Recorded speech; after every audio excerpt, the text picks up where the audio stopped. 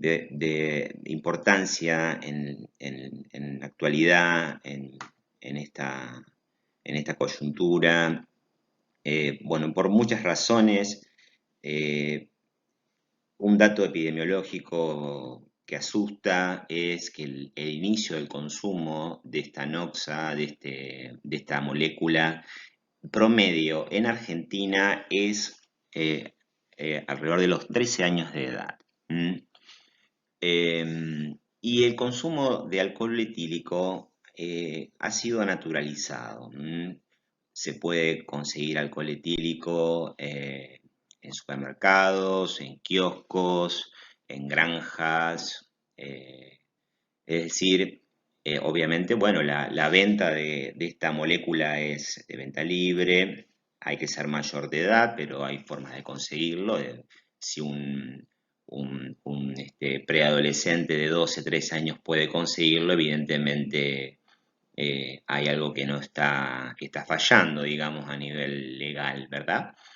Y si bien ha habido prohibiciones en cuanto a la publicidad, como las hay respecto del tabaco, eh, en su momento hubo un lobby cervecero puntualmente que permitió la reincorporación de las publicidades respecto de la cerveza y no de las bebidas blancas eh, en la televisión, en las radios, en los medios de comunicación. Eh, en esta primera diapositiva yo voy a ser quiero que ustedes con esta clase tengan una, digamos, dimensión en la gravedad del alcohol y del alcoholismo. Del alcoholismo como la patología o la enfermedad psiquiátrica que es. El alcoholismo crónico es una enfermedad psiquiátrica, en tanto es una adicción, ¿eh? Es una adicción crónica, es la principal enfermedad psiquiátrica, es la más frecuente. Ustedes dirán, no, la más frecuente es la depresión. Lo que sucede es que en la depresión se incluyen varias entidades nosológicas que, digamos, se mezclan, pero el alcoholismo en la casuística en verdad es la más prevalente. eh, y como está tan naturalizada, es algo incluso que no se le da la importancia que se le debe dar, incluso desde las políticas públicas. En esta primera diapositiva les voy a poner rápidamente un conjunto de lesiones que produce el consumo excesivo, crónico de la molécula alcohol etílico. Podemos comenzar con, bueno, lo que les pongo ahí es un paciente con un abdomen globuloso, con teleangiectasias, es un paciente con una ascitis, vamos a ver por qué se produce eso, un síndrome ascítico edematoso, con un angioma Spider o cabeza de medusa, un hígado cirrótico, un hígado, bueno, el alcohol etílico, la principal causa de cirrosis en nuestro medio es el alcohol etílico. La cirrosis alcohólica es la más frecuente de todas las formas anatómicas de cirrosis. Fíjense, esa es una foto de un niño, de un niño en la vía pública, alcoholizado, una fotografía que saqué de las redes sociales. Esa es una imagen endoscópica del esófago con varices esofágicas que pueden provocar, cuya ruptura o cuya laceración, erosión, etcétera, puede provocar una complicación muy grave asociada a la cirrosis y a la hipertensión portal con una elevada tasa de mortalidad. Alrededor de la mitad de los pacientes con sangrado varicial fallecen. es muy feo ver un paciente sangrando, sobre todo con hematemesis, vomitando, bueno, sangre puntualmente y entrando en un shock hipovolémico, accidentes de tránsito vinculados al consumo de alcohol, desde ya porque el alcohol ustedes saben que es un depresor del sistema nervioso y obviamente la coordinación motora, los reflejos, todo eso está comprometido. El hígado graso, que es un elemento, yo diría, constante en el consumo de alcohol crónico, todo paciente etilista crónico lo tiene.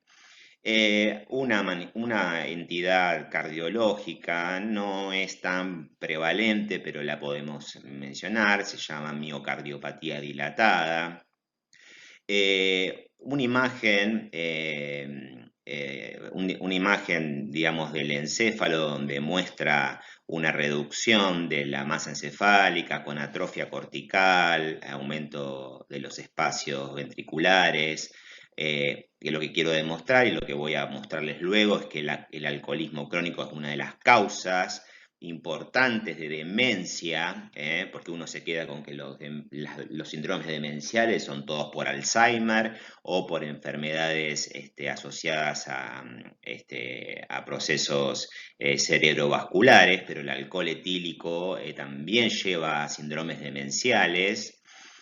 Ahí lo que está en esa imagen es un páncreas asociado a su desembocadura en el marco duodenal, es un páncreas cicatrizal, fibrótico, es una de las principales causas de pancreatitis crónica, con todo lo que eso supone, un páncreas cicatrizal insuficiente que no va a producir las enzimas pancreáticas, que no va a producir insulina.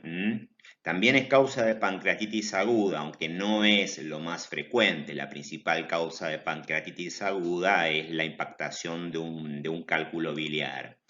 Un paciente con hematemesis, bueno, esto está vinculado obviamente al sangrado varicial.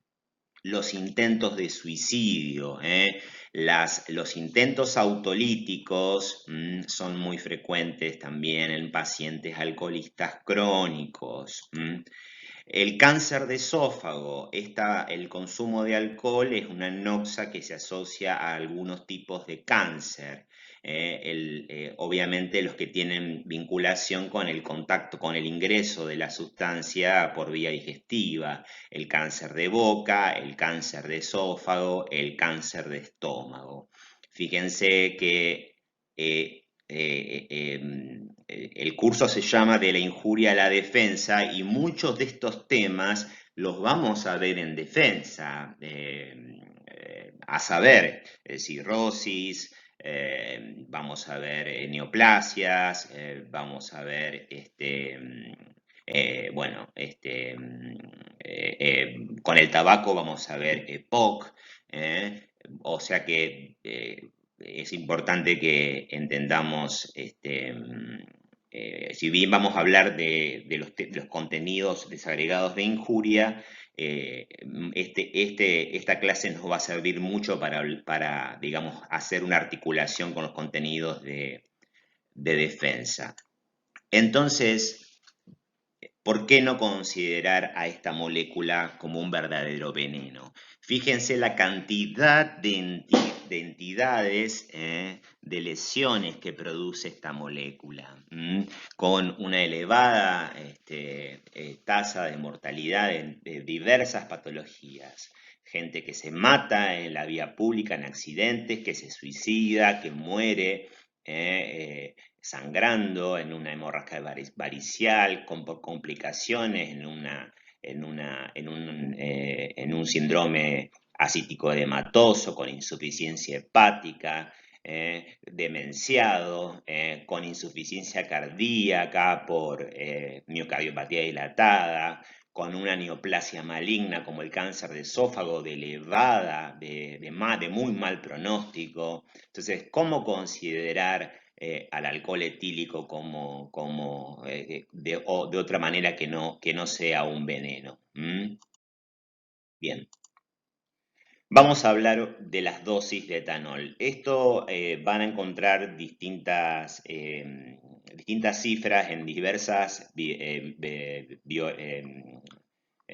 bibliografías, pero podemos plantear que la dosis máxima diaria en nuestro medio sería de 80 gramos día en el varón y 40 gramos día en la mujer.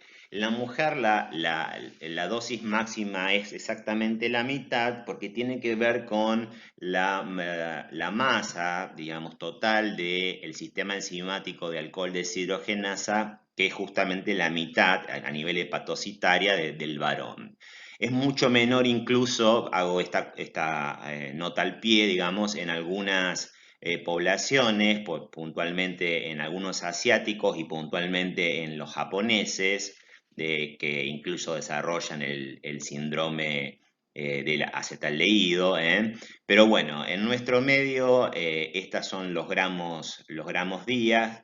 Fíjense que la cerveza, cuya graduación es 4%, es decir, que en un litro de cerveza, en 1000 mililitros, hay 40 gramos de alcohol. Es decir, si hay 4 gramos por ciento, en un litro hay 40 gramos. Es decir, que 2 litros de cerveza sería el límite máximo diario en el varón y 1 litro de cerveza sería el límite diario en la mujer.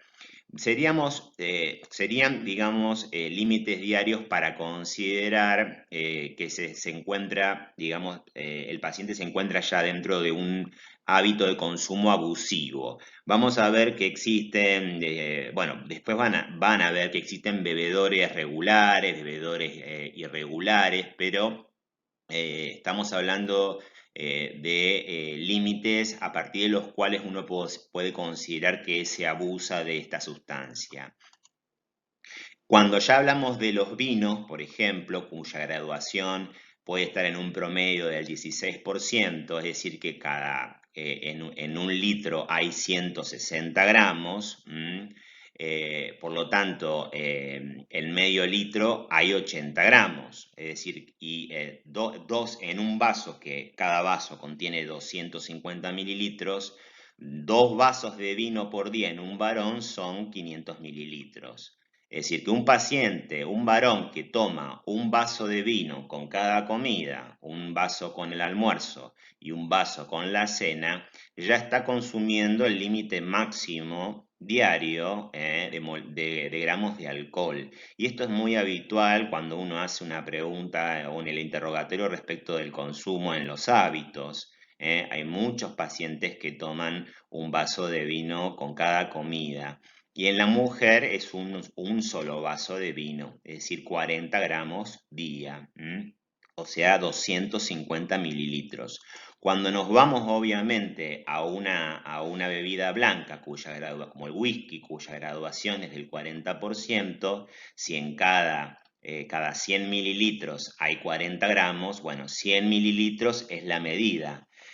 Por lo tanto, 2 medidas de whisky, que son perdón, sí, bien digo, la medida de whisky es 100 mililitros, o sea, las 2 medidas de whisky son 200 mililitros, ya con 2 medidas de whisky ya el paciente consumió su dosis de 80 gramos. Y en la mujer, una medida de 100 mililitros está consumiendo los 40 gramos. Es decir, a mayor graduación, menos cantidad de mililitros de acuerdo bueno, les hago este esquema para que vean que obviamente tiene mucha importancia el tipo de bebida y su graduación.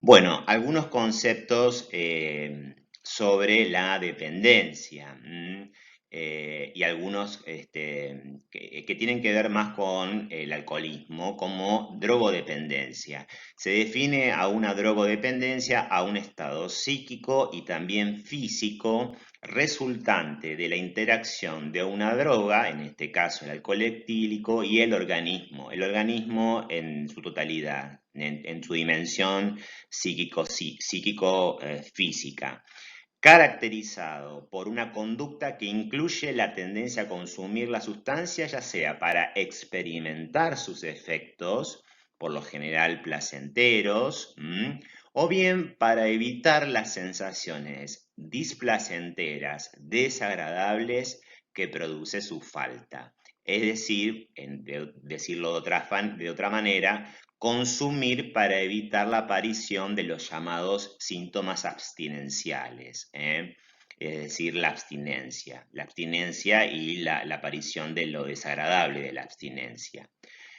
Consultando el manual de DSM-5, la dependencia lo define como un patrón desadaptativo prolongado, tienen que transcurrir al menos 12 meses, en los cuales se deben manifestar 3 de estos 7 elementos. Tolerancia, que es la necesidad de aumentar la dosis para conseguir el efecto deseado. El paciente tiene que aumentar la cantidad de vasos de vino, de botellas de cerveza, de vasos de cerveza, de medidas de whisky para conseguir el efecto que quiere obtener.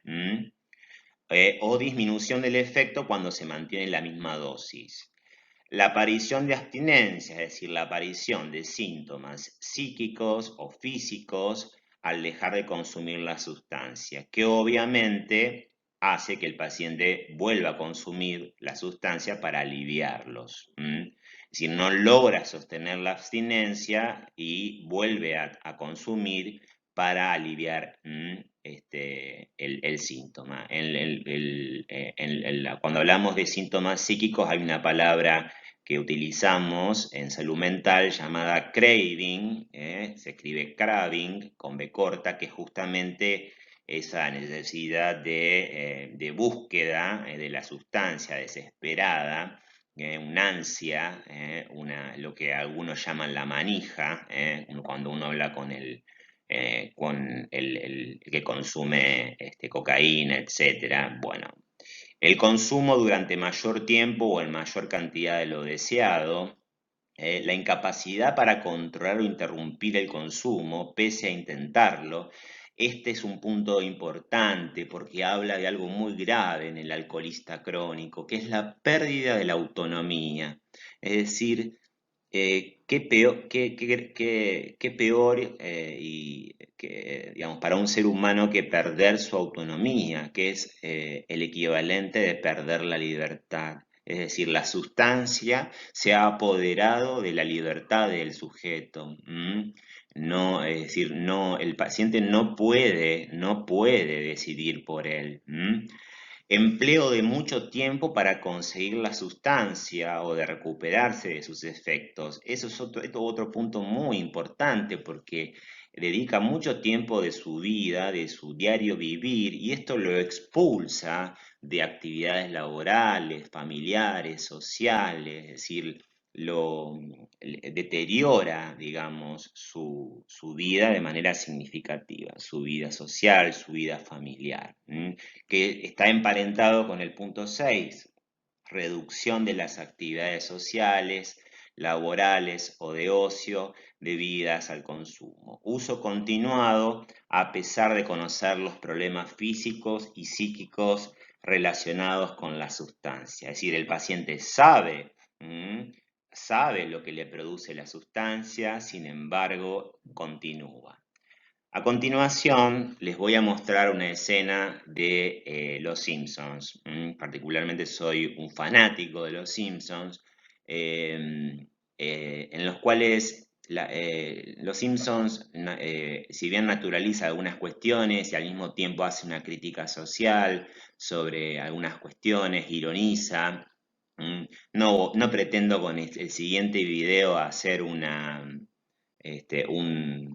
crítica o un análisis sociológico de Los Simpsons, pero voy a mostrarle este fragmento para luego, al final de mi exposición, mostrarle otro fragmento un poco más duro. Me llamo Homero y estoy aquí porque la juez me lo ordenó. Con nuestra ayuda no volverás a tocar una cerveza. ¡No! ¿Es su marido un bebedor empedernido? Y dicen que tal vez tengo un problema. Homero, ¿a veces bebe solo? ¿Dios cuenta como persona? No. Entonces sí. ¿Bebes antes de dormir? ¡Ay, qué buena idea!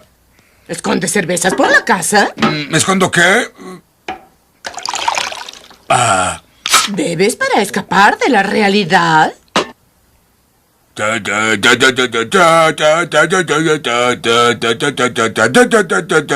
Homero, quiero que hagas algo por mí. Lo que quieras.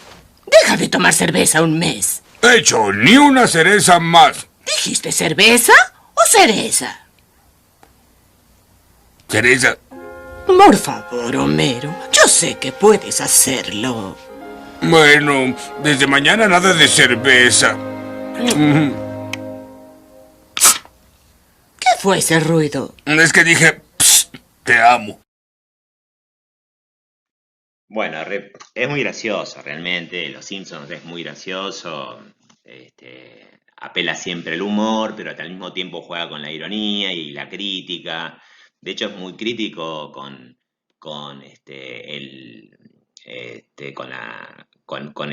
digamos, con el estilo de vida del estadounidense y con eh, cuando habla, y puntualmente con el alcohol y el bar de Moe y esos sujetos que están allí, ahí marginales. Incluso hay un capítulo, el del Barón de la Cerveza, donde dice, al final termina diciendo Homero, por el alcohol, la causa y la solución de todos los problemas de la vida. Salud, ¿eh? Bueno, bueno, si bien la escena no describe todo el cuadro clínico del afecto de psicopatología alcohólica, digamos, como más adelante sí les voy a mostrar algunas escenas, eh, bueno, es para que vean, me pareció interesante como para ponerle un poquito de color. Claramente, bueno, sobre la farmacología y la farmacocinética y la farmacodinámica del alcohol ya han visto algunas cuestiones en fármaco. Bueno, recuerden que se ingiere por vía oral, se absorbe mayoritariamente en el estómago, perdón, en el estómago, perdón, me rectifico, parte en el estómago y mayoritariamente en el delgado y obviamente por las venas colectoras, las venas que constituyen la vena porta, llega al hígado. Y es en el hígado donde se produce el metabolismo de la molécula. Y la excreción de la molécula es fundamentalmente por su metabolismo. O sea, a ver, ¿qué quiero decir? La eliminación, mejor dicho, de la molécula es por metabolismo. O sea, las excreciones, ya sea por orina, por la respiración, por la sudoración, son insignificantes. Es decir, es la transformación metabólica de la molécula en otras sustancias, la forma que tiene el cuerpo para, digamos, deshacerse de la molécula. Sin lugar a duda, esto lo repaso porque ya lo vimos al momento de hablar de esteatosis en patología celular y en cúmulos, en el citosol, a expensas de la alcohol deshidrogenasa, una enzima citosólica que es responsable alrededor del 80% del metabolismo del etanol, se produce acetaldehído, gracias a la transformación del NAD en NADH, y ese acetaldehído luego ingresa a otro sistema enzimático, ya no en el citosol, sino en la mitocondria, que es el sistema de la acetaldehído deshidrogenasa, que lo transforma en ácido acético para luego transformarlo en acetil-CoA e ingresar al ciclo de Krebs y transformarlo en dióxido de carbono y agua. Existen otras dos vías, digamos, enzimáticas, metabólicas, que son menos significativas. Una es la microsomal, es decir, la del retículo endoplásmico liso, y una es una localizada a nivel de los peroxisomas, que es la de las catalasas. Que en realidad adquieren importancia cuando la vía principal, la del alcohol deshidrogenasa, se satura. Cuando la dosis de alcohol, de moléculas de alcohol es muy abundante, la saturación de esta vía, digamos, hace que estas moléculas de etanol sean derivadas a vías alternativas, que obviamente no son, digamos, no son gratuitas, digamos, generan problemas en el sentido de que generan radicales libres, como el agua oxigenada, generan mayor cantidad de acetaldehído, que es tóxico.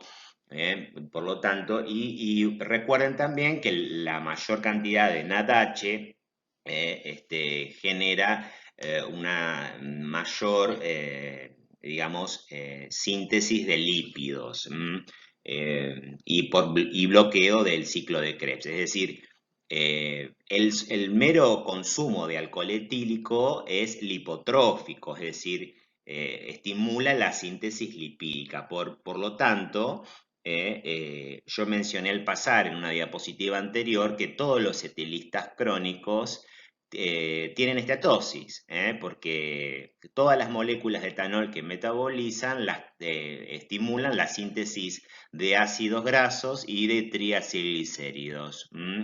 Es decir, consumir alcohol es estimular la síntesis lipídica por el aumento del NADH.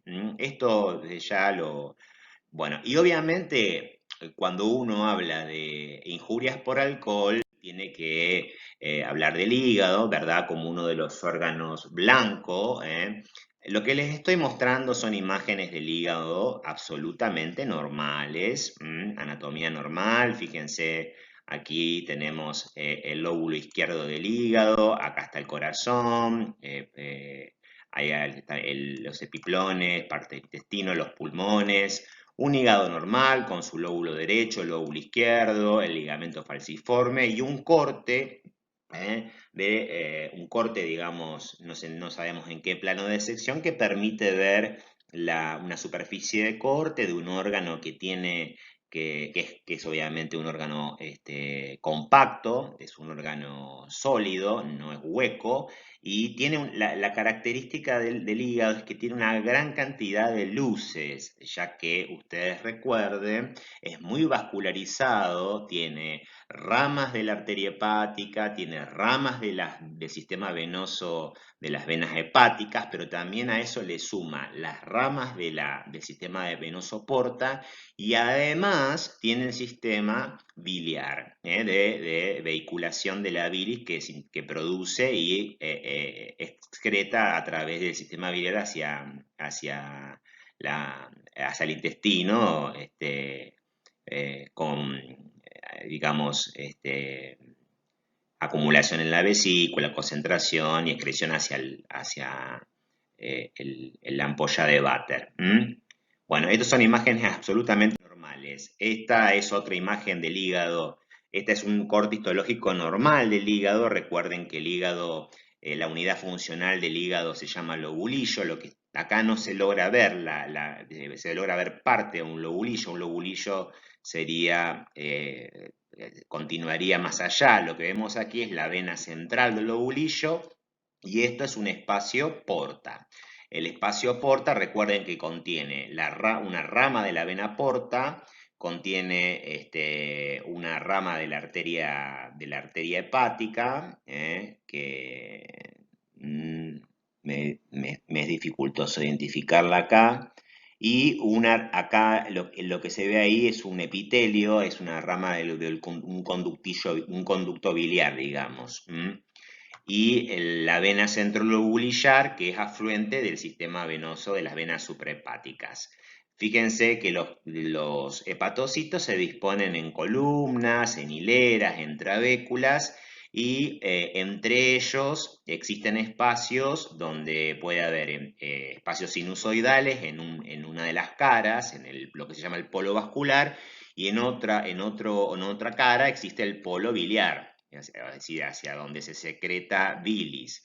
Recuerden que hay digamos, en el polo vascular o en el sinusoide, el sentido de la sangre va desde el espacio porta hacia la vena centrobulillar, pero la secreción de la bilis tiene una dirección desde el espacio desde la vena centrobolillar hacia el conducto biliar, digamos, por los canalículos biliares. Y las tradicionales zonas, la zona 1, la zona 2 y la zona 3. Esto es un corte histológico de un hígado normal, y este es un esquema de lo que anteriormente del corte histológico anterior. Fíjense en las trabéculas, el sinusoide, que fíjense el sentido de la flecha que va hacia allá, y luego las flechas que van hacia la vena centrolobulillar, y luego hay otras flechas, como en este caso, fíjense aquí estas flechitas, que van hacia un conductillo biliar, a través de un canalículo biliar. Rama de la vena porta, rama de la arteria hepática, y el conducto. Esto sería el espacio porta, y esto es la vena centrolobulillar, ¿de acuerdo? Bien, esto es un corte de un hígado sano, esto es un fatty liver, o sea, un hígado graso, fatty grasoso, y esto es una cirrosis alcohólica micronodular. Estas es para, digamos, para que vean las diferencias morfológicas entre un hígado sano y y dos cortes de hígado afectados por el alcohol. La única causa de esteatosis, claramente ustedes saben que no es el alcohol etílico, hay otras causas, pero en este caso les presento dos entidades, dos formas de hepatopatía alcohólica. Otras imágenes de hígado graso, fíjense el cambio de coloración que existe en la víscera comparado con la imagen, el corte que les mostré anteriormente. Macroscópicamente el corte adquiere, o el tejido adquiere, un aspecto mantecoso, untuoso. Si lo vieron en algún frasco fijado en formol, ven que las paredes del vidrio se untan de un material aceitoso, digamos que justamente por esta cuestión de lo mantecoso, justamente se lo llama hígado graso, justamente porque parece un pan de manteca. Desde ya tiende a aumentar de peso y de tamaño. Microscópicamente, esta podría ser el correlato histológico de las imágenes de arriba. Y fíjense cómo se dispone el lípido. El lípido se dispone en vacuolas. Ustedes eso ya lo saben, lo vieron. Primero se dispone en pequeñas vacuolitas o microvacuolas, y luego confluyen en macrovacuolas que van desplazando los núcleos hacia las periferias del hepatocito, hacia la periferia. Esas macrovacuolas se ven en un corte con hematoxina y eosina, se ven ópticamente vacías, en el sentido de que cuando se hace el corte histológico, la inclusión en parafina, se produce un barrido del lípido. Si se quisiera corroborar la presencia del lípido, se debe utilizar un colorante para lípidos y una técnica especial para hacer el preparado del corte histológico, que incluya coloraciones para lípidos, como los sudanes, por ejemplo. La esteatosis alcohólica comienza siendo centrolobulillar, para luego hacerse difusa o panlobulillar. Recuerden que el prefijo pan se refiere a la totalidad. Panlobulillar, o como si fuera, como por ejemplo se usa el término pancarditis para hablar de una entidad en donde existe pericarditis, miocarditis, endocarditis. Bueno, cuando hablamos de una esteatosis panlobulillar, quiere decir que en el lobulillo se hayan comprometidas la zona 1, la zona 2 y la zona 3. Otra esteatosis que tiende a ser difusa y comienza siendo centrolobulillar es la esteatosis que vemos en los niños con desnutrición, puntualmente en la esteatosis que se ve en una de las formas polares de desnutrición, que me voy adelantando, es el kwashiorkor, que vamos a ver más adelante. Es decir, que hay algún parecido o sea que Podemos decir que la esteatosis en el adulto, que es panlobulillar, está asociada al alcohol etílico, y la esteatosis panlobulillar en el niño está asociada a la malnutrición en el kwashiorkor. ¿Mm? Bien, la otra entidad asociada al alcohol, la otra dentro del contexto de la hepatopatía alcohólica, es la hepatitis alcohólica. Los etilistas crónicos pueden hacer hepatitis. Una aclaración, el término hepatitis no es simplemente la inflamación del hígado.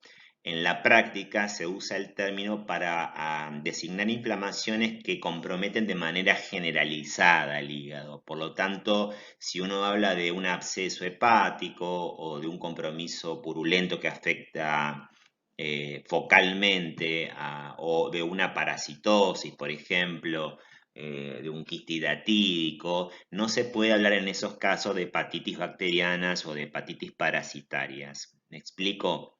Es decir, existe el concepto de hepatitis siempre implica hablar de un compromiso generalizado de la glándula. Bien. Bueno, la pregunta sería, ¿cuándo un alcoholista hace una hepatitis o cuándo un paciente hace hepatitis por alcohol? Por lo general, si bien cualquiera que consume grandes cantidades de la molécula la puede hacer, por lo general se trata de pacientes que son etilistas crónicos, que ya vienen consumiendo cantidades excesivas y abusivas de la molécula, que ya tienen saturadas las vías principales metabólicas, la del alcohol deshidrogenasa, y que en algún momento de su recorrido, digamos, de su camino, incrementan el consumo o hacen un consumo, digamos, aún mayor, saturando las vías, digamos, haciendo un excesivo uso de las vías alternativas, la microsomal y la vía de las catalasas, generando una gran cantidad de radicales libres, generando también una gran cantidad de acetaldehído, que recuerden, es hepatotóxico. Ahora también existe otros mecanismos fisiopatogénicos involucrados, que los cito allí. En una hepatitis alcohólica siempre van a haber polimorfonucleares neutrófilos. Esto lo remarco para que lo tengan en cuenta al momento de ver en defensa a las hepatitis virales, en las cuales el infiltrado inflamatorio predominante es linfoplasmocitario. Bueno, en una hepatitis aguda alcohólica, el leucocito, predominante es el polimorfo y es convocado por el estímulo macrofágico, es decir, puntualmente por las células de von Kaffer, el macrófago hepatocitario. Además existe hipoxia. El alcohol genera hipoxia. Es decir, el alcohol genera contracción, digamos, por acción de sustancias vasoconstrictoras que llevan a la necrosis coagulativa. Y esta necrosis coagulativa es resuelta de manera cicatrizal, con fibrosis, que afecta sobre todo digamos, al margen periférico de la vénula centrolobulillar y a los sinusoides. La llegada luego posterior de los polimorfonucleares neutrófilos transforma ese área de necrosis coagulativa en un área de necrosis colicoactiva. Lo que quiero remarcar en esta hepatitis alcohólica, que está esquematizada, esto no es una imagen, no es un corte histológico, es la presencia acá de un hepatocito con esteatosis. Esta G es, fíjense, infiltración grasosa. Bueno, obviamente hay esteatosis porque ya la había. Recuerden que es un elemento constante en toda hepatopatía alcohólica la presencia de esteatosis, la presencia en las hepatitis alcohólicas en el hepatocito de unos cúmulos hialinos amorfos dentro del hepatocito que se produce por el efecto de los radicales libres y el acetaldehído sobre el citoesqueleto o las proteínas del citoesqueleto de la célula, que genera un cúmulo hialino amorfo acidófilo llamado hialina de Mallory o cúmulo de Mallory o cuerpos de Mallory. Algunos hepatocitos van a presentarse tumefactos edematosos, como este, por ejemplo, y a eso se le llama, o sea, el hepatocito es una célula cúbica, parece un cubito. Al estar hecho una pelotita, por el edema, de hecho, recuerden de la patología celular que cuando hay una injuria, cuando hay lesión celular, se produce tumefacción y al aumentar, digamos, la entrada de sodio y el aumento de líquido, de agua, el cubito se transforma en un balón. Y a eso se le ha llamado balonización hepatocelular o hepatocitaria, viene de balloonization, del inglés, porque de balloon que significa globo o pelota en inglés, bueno, de ahí viene el término traducido al castellano, ¿de acuerdo? Bien, y también la aparición de fibrosis, como les dije, perivenular. Perivenular y también, luego también sinusoidal. Esos son los elementos de las hepatitis, de los hallazgos de una hepatitis por alcohol, que recuerden se dan en pacientes que vienen consumiendo la molécula excesivamente, abusivamente, y un día consumen una mayor cantidad de dosis de lo habitual. Acá en esta imagen microscópica les muestro cómo se ve la hialina de Mallory, en los cuerpos de Mallory, que se ven como todo cúmulo hialino, amorfo, acidófilo, vitrio, que se parece al vidrio, y es un cúmulo hialino intracelular, es un ejemplo de cúmulo hialino, como lo son los cuerpos de Kunzelman, que se ven en los hepatocitos de las hepatitis por virus B, en las hepatitis virales a virus B.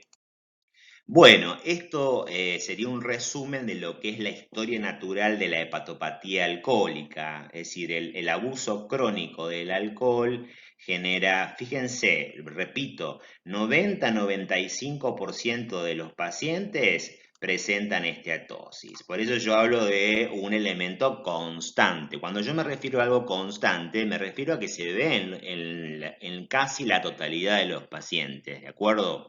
Ahora, desde aquí, desde un hígado con esteatosis por alcohol, de un 20 a un 40% sufre un proceso que se llama fibrosis, de poca claridad fisiopatogénica, y fíjense que desde aquí solamente de un 8 a un 20% de los pacientes van a evolucionar hacia la cirrosis. Es un mito popular de que todos los pacientes alcohólicos crónicos evolucionan a la cirrosis.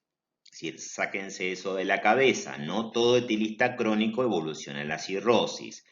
La participación de la hepatitis alcohólica contribuye también digamos, a esto, digamos, a la evolución a la cirrosis, en tanto genera un daño que contribuye a generar fibrosis. Es decir, todo proceso que produzca un daño grave, que genere cicatrización y la formación de nódulos de hepatocitos separados por puentes cicatrizales, que son los nódulos de regeneración. Si bien mi intención no es hablar puntualmente de cirrosis, porque esto es un tema de defensa, lo que quiero remarcar aquí es que el paciente alcohólico crónico llega a la cirrosis ya sea porque que hace hepatitis alcohólicas a repetición o porque también el alcohol etílico promueve per se la producción de fibrosis, o sea, la síntesis de fibras colágenas cicatrizales que van penetrando los espacios sinusoidales y que aparentemente estarían a cargo de, o quienes serían responsables de tal proceso y que provocarían una disección de la anatomía o de la histología normal del lobulillo serían las llamadas células de Ito, cuya función histórica era que se le atribuyera era la acumulación de vitamina A. Ahora se saben que tienen una función importante y una intervención muy importante en la fisiopatogenia de la cirrosis y sobre todo en la cirrosis alcohólica. A lo que voy es lo siguiente, no es necesario que el paciente haga hepatitis alcohólica a repetición para que llegue a la cirrosis. Un paciente alcohólico crónico puede llegar a la cirrosis sin haber hecho nunca una hepatitis alcohólica. Y otra forma, otra entidad que quiero remarcar es la posibilidad de que un paciente etilista crónico desarrolle un cáncer de hígado. Un hepatocarcinoma asociado no tanto a un efecto carcinogénico de la molécula alcohol, sino más bien a el proceso de cirrosis, donde hay digamos, una regeneración desorganizada de hepatocitos. Como sucede también en las hepatitis crónicas por virus C, donde el virus C, si bien no es como lo es el virus B carcinogénico, el virus C no es carcinogénico, pero por el hecho de generar hepatitis crónicas, cirrosis con el tiempo, y al haber una regeneración anómala, eso favorece o da un terreno fértil para que se produzca un fenómeno de un cambio o una generación de alguna atipía. Bueno, fíjense la macroscopía de una cirrosis. Las cirrosis alcohólicas inicialmente son micronodulares, en tanto los nódulos miden menos de 3 milímetros y luego termina siendo macronodular o mixta, micro y macronodular. Los nódulos empiezan a tener más de 3 milímetros de diámetro.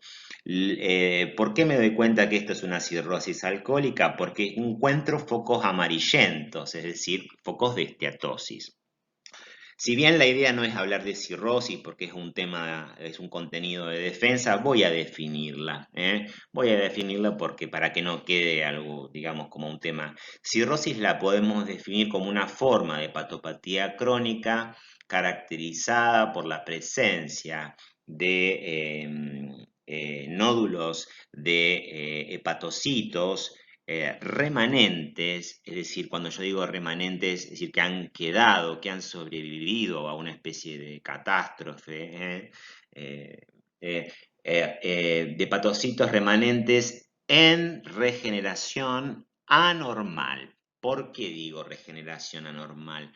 Porque en la cirrosis la regeneración va a ser anormal porque ha ocurrido algo muy severo, que es ha habido pérdida de el estroma o la trama que sostiene toda esta belleza del ovulillo que les mostré al principio. Esa trama es llamada la trama o el estroma de reticulina, que por los sucesivos daños o los procesos necrotizantes o la fibrosis que generan disecciones y alteraciones digamos, de la normalidad de la histología, alteran la disposición perfecta de la trama de reticulina y no permiten que esos hepatocitos se regeneren de manera ordenada, es decir, en hileras. Entonces son hepatocitos remanentes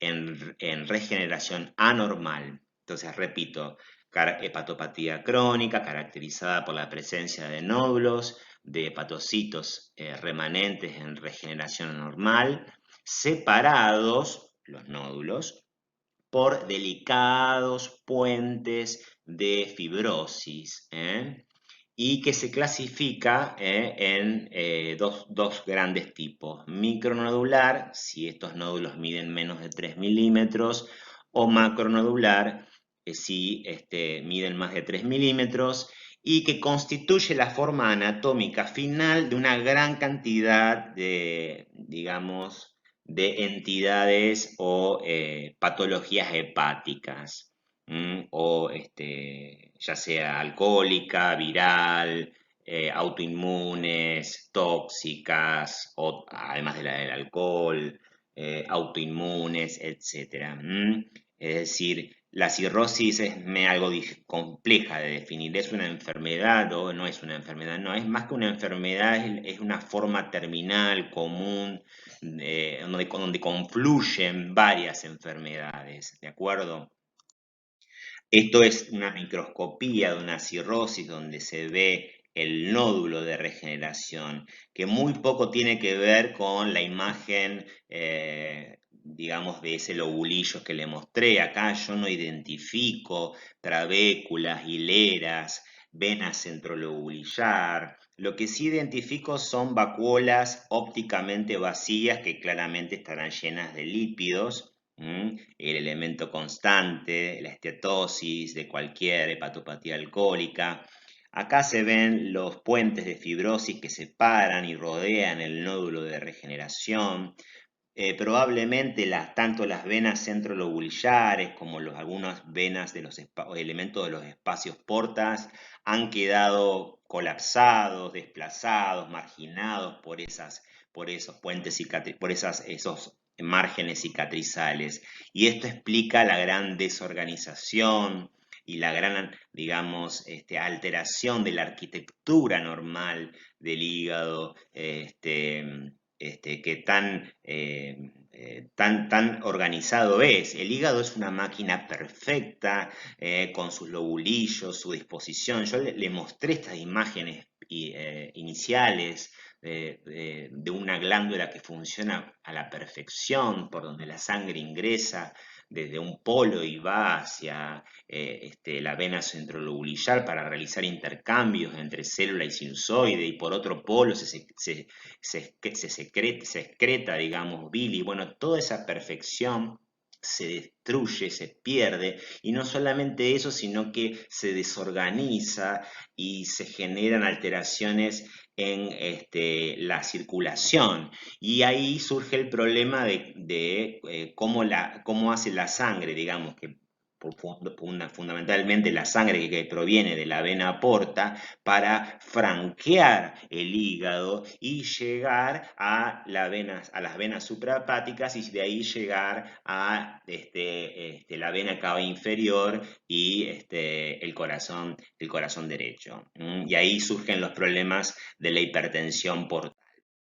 Una imagen macroscópica a mayor detalle para que vean los pequeños nódulos. Fíjense, comparen cuánto miden. Son muy pequeñitos los nodulitos. Esta es una típica cirrosis micronodular. Son todos nódulos muy pequeñitos, y están separados por finas y delicadas, casi imperceptibles banditas o puentecitos cicatrizales. Prácticamente no se ven, algo rosados algunos, si uno los pudiera ver a mayor aumento. Y después, con el tiempo, una cirrosis alcohólica hace que esos micronódulos vayan haciéndose más y más, vayan confluyendo y se constituyan en macronódulos, y por lo tanto luego se termina siendo macronodular y pudiendo ser casi muy parecida a otra cirrosis que siempre comienza siendo macronodular desde el vamos, que es la cirrosis postnecrótica o asociada a los virus hepatotrópicos. Otra imagen de una cirrosis, otro nódulo de regeneración, de hepatocitos remanentes en regeneración anormal, mucha fibrosis, otros nódulos. Fíjense la ausencia de elementos histológicos identificables. La verdad que hay una lamentable pérdida de la organización. Bueno, todo esto lo produce el alcohol etílico. Y ahora vamos a ver las consecuencias graves de todo esto. Bien, bueno, esta cuestión que yo les comenté de un hígado desorganizado que ha perdido su arquitectura normal, donde la circulación no encuentra una vía normal para llegar, para franquear, digamos, el hígado, sobre todo la circulación portal, genera lo que llamamos hipertensión venosa portal. Entonces, con aumento obviamente, de la presión en la vena porta, en las venas que son afluentes, produciéndose claramente un trastorno hemodinámico, que es el de la congestión pasiva local, en este caso, tratándose del territorio de la vena porta. Esta sangre, la de la vena porta y de sus afluentes, va a buscar, digamos, vías de comunicación con el sistema venoso cava, lo que se llaman anastomosis portocavas, para poder llegar a la vena cava inferior y a la vena cava superior. En el caso la imagen que les estoy mostrando es acá un hígado, en este caso se ve un hígado cirrótico, lo que se llama la vena coronaria estomáquica, que está, fíjense, varicosa. ¿Por qué varicosa? Esta vena se llama vena gástrica córtica, y las venas gástricas, y ni que hablar de las venas esofágicas, ¿por qué ya se vuelven varicosas? Porque estas venas no están capacitadas para soportar digamos, el flujo y la gran cantidad de flujo que, digamos, que tiene o sea, la apertura de estas anastomosis le duplica, le triplica la cantidad de volumen sanguíneo, y no, digamos, las venas no tienen la capacidad de transportar tanto volumen y tanta presión, que terminan provocando la dilatación y digamos, la dilatación varicial de la vena, de la pared, la cicatrización de la pared. Y aparecen y mucho más dañino es sobre las venas del esófago, porque son más pequeñas aún. El objetivo digamos, de comprometer la coronaria estomáquica y las venas esofágicas es llegar a esta vena, la vena ácigos, que finalmente va a ser tributaria de la vena cava superior y va a llegar a la circulación venosa sistémica. Pero en todo este trayecto va a provocar esta grave complicación de la cirrosis y de la hipertensión portal asociada a la cirrosis, que son las varices esofágicas.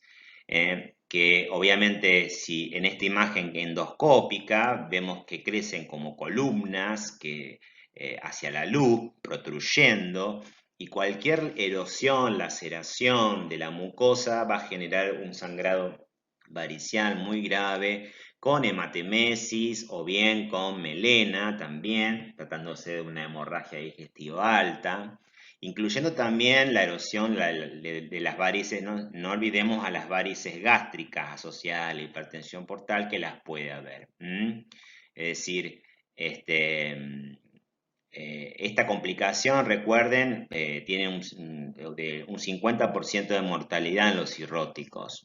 Si bien hay formas de detenerlos, de intentar detener las hemorragias variciales, es un hecho grave. No es la principal causa de hemorragia digestiva alta. La principal causa de hemorragia digestiva alta son las úlceras pépticas gastroduodenales, tema que lo van a ver en defensa.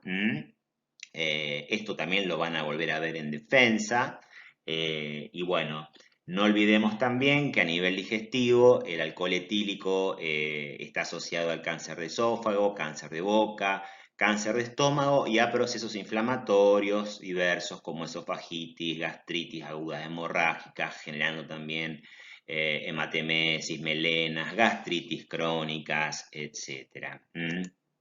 Esta es una imagen endoscópica de lo que les acabo de mostrar, el esófago ahí con estas columnas que crecen que protruyen hacia la luz y que pueden, cualquier lesión erosiva, ulcerativa puede desencadenar la hemorragia.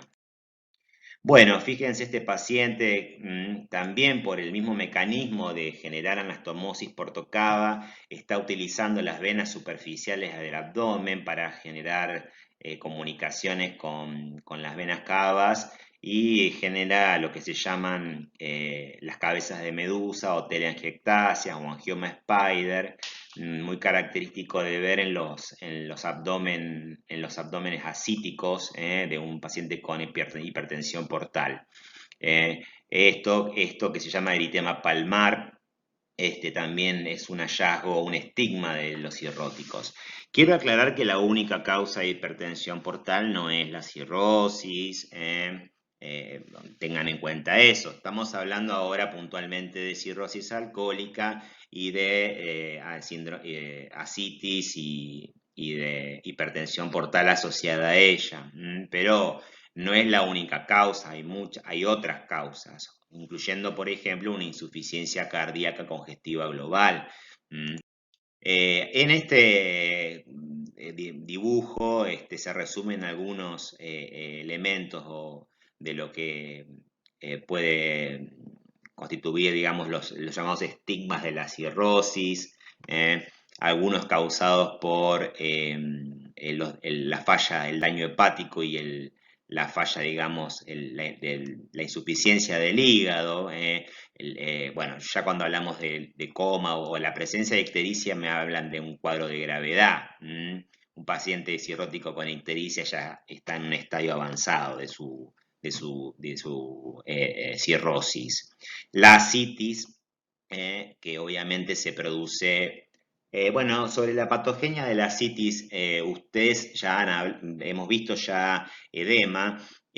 Uno está tentado a hablar, obviamente está uno fácil, digamos, lo que está tentado de decir que en este caso se produce un hidroperitoneo por al menos dos elementos o mecanismos patogénicos. El aumento de la presión hidrostática por hipertensión venosa portal y aumento de la presión hidrostática en estas vénulas y en estos capilares, y la disminución de la presión oncótica plasmática porque tenemos un hígado que está sintetizando menos proteínas y disminuye la oncótica.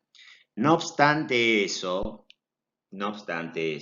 se ha demostrado que el elemento más importante en la patogenia de la ascitis no son esos dos, sino lo que tiene que ver con la retención primaria por parte de los riñones de sodio y de agua.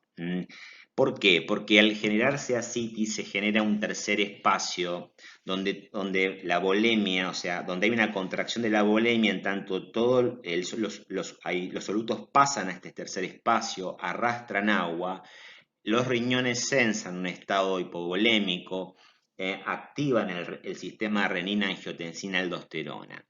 La aldosterona retiene más sodio desde ya y con el sodio más agua, pero todo ese sodio va a este tercer espacio y se produce un circuito vicioso donde el sodio pasa y el agua sigue pasando al tercer espacio. Por lo tanto, van a entender luego cuando aborden el tratamiento de las ascitis por cirrosis o en general, por qué se utilizan diuréticos como la aldosterona, que bloquea puntualmente el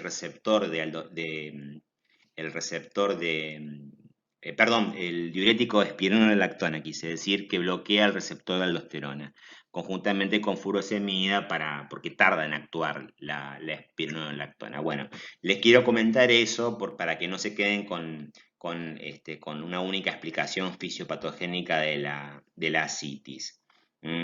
También en la cirrosis hay tendencia a sufrir hemorragias, claramente porque en el hígado se sintetizan los factores de la coagulación. Al haber ascitis también hay edemas en otros territorios, como en los miembros inferiores. productos hay un fenómeno de hiperestrogenismo. Recuerden que en el hígado el estradiol es convertido es metabolizado, es el estriol en estriona, por ejemplo. Entonces se produce atrofia testicular, se produce ginecomastia, es decir, y también disminuyen las proteínas que transportan, digamos, es decir, hay alteraciones, digamos, alopecia en el pecho, es decir, hay como una especie de, digamos, de aparición en el caso del varón, de elementos, digamos, feminizantes, digamos. El eritema palmar que mencioné, también vinculado a los fenómenos hormonales. Bueno, ahí pueden explorarlo. Y los efectos de la hipertensión portal, que son bueno, las varices esofágicas. Me olvidé de mencionar la esplenomegalia, en tanto que, bueno, la vena esplénica es una de las afluentes de la vena porta. También el bazo va a estar congestivo y edematoso. La cabeza de medusa, bueno, la propia citis. Bien, este es un lindo dibujito de Netter que habla sobre la cirrosis y sus efectos vinculados al daño hepático y sus efectos vinculados a la hipertensión portal. Este es otro también eh, dibujito que pueden también utilizar para estudiar cirrosis. Y este es el esquema que yo les quería mostrar. Fíjense el cerebro de una persona normal, pero de edad avanzada, una con Alzheimer y una con alcoholismo crónico. Fíjense que también el paciente con alcoholismo crónico presenta adelgazamiento de circunvoluciones, ensanchamiento de surcos y sería el sustrato anatómico de su síndrome demencial. Repito, el alcoholismo crónico también genera demencia. El daño cardíaco, que es la miocardiopatía dilatada, también vinculada no solamente al alcohol, sino al uso de la cocaína, puntualmente a una forma de cocaína que es la pasta base o crack, también a los déficits de tiamina, al que produce el alcohol y a los efectos tóxicos del acetaldehído. Acá les pongo un corazón normal y acá les pongo el corazón de la miocardiopatía dilatada, en la cual todas las cavidades cardíacas, las dos aurículas y los dos ventrículos se encuentran dilatados. ¿Qué le pasa al páncreas? Ya lo dije al principio, se produce pancreatitis crónica. Los mecanismos son diversos. La secreción pancreática o el jugo se vuelve espeso, se forman tapones mucosos, se producen daños por obstrucciones, se producen daños directos sobre el páncreas, sobre los acinos. Es más frecuente el daño crónico que la pancreatitis aguda, donde la causa más importante es la pancreatitis litiásica, ¿no? La pancreatitis aguda por cálculos biliares. El alcoholismo crónico puede estar asociado más a la insuficiencia pancreática por pancreatitis crónica, que puede generar, fíjense, un síndrome, digamos, malabsortivo, en tanto no produce jugo pancreático, por ejemplo, no produce lipasa y provocará una esteatorrea, bueno, y entre otros problemas malabsortivos. Y una diabetes secundaria, en tanto no produce insulina. Una diabetes secundaria, ¿de acuerdo?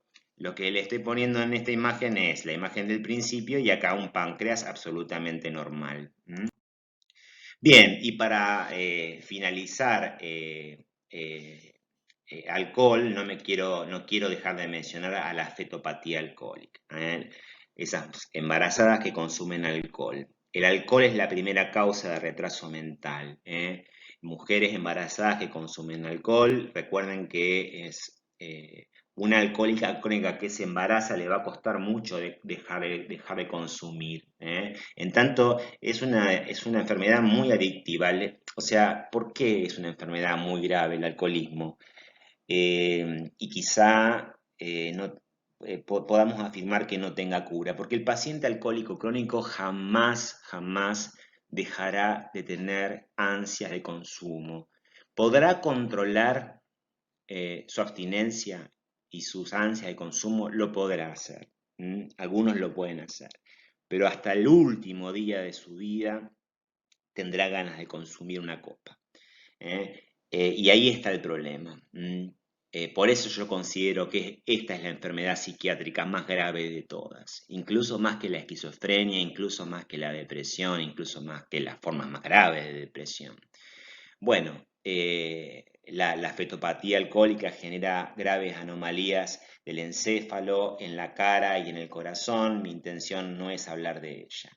También el tabaco produce problemas, sobre todo bajo peso al nacer, retraso del crecimiento intrauterino. Y acá me voy a estar ya vinculando y voy a empezar a hablar del tabaco.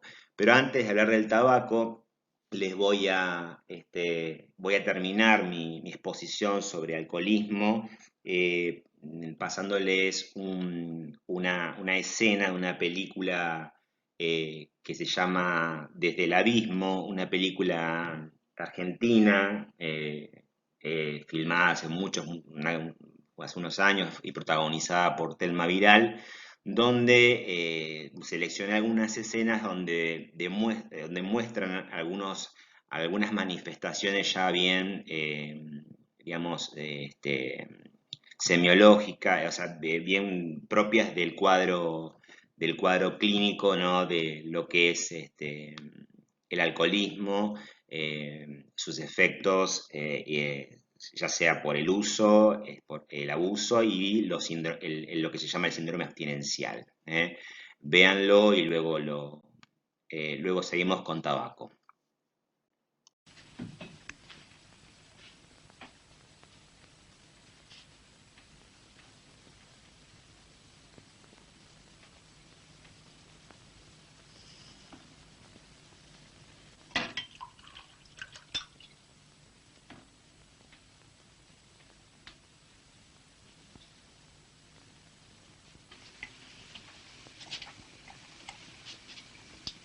¿Querés? No, mi amor, no me gusta. ¿Y eso te gusta? Sí. ¿Por qué? Porque siempre tomás. No, siempre no. Tomo a veces. Y me hace bien. Tomo a veces nomás. Hasta Diego se daba cuenta de que yo no podía dejar de tomar. Y mentía y mentía. ¿Por qué me mentía a mí misma? ¿Por qué le mentía a los demás? Todos nosotros mentimos. Y creemos en nuestras propias mentiras. No sé. Pero yo en el fondo me sentía muy culpable. Y conseguía dejar de tomar. Pero por pocas horas. Y en esas pocas horas solo pensaba en el próximo trago.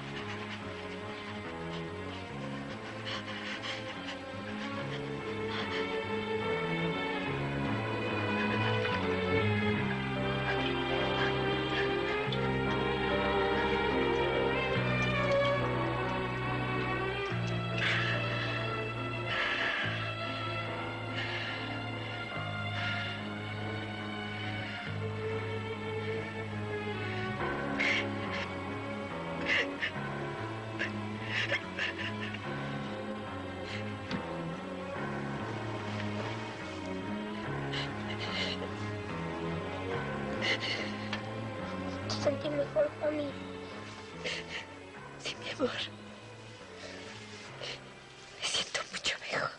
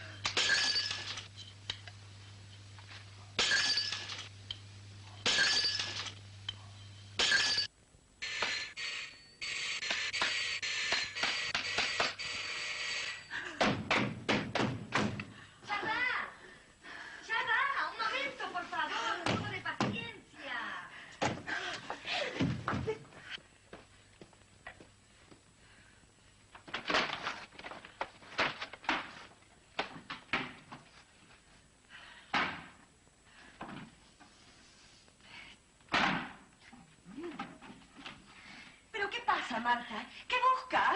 Algo para tomar. Está bien. Enseguida le preparo un cafecito, ¿eh? ¿Por qué sos tan metida? ¿No sabes que quiero alcohol? Es que yo no tomo. No vas a tomar, no vas a tomar. Vos seguro sos de las que tenés un licorcito casero escondido. Esas sos. No tenés nada.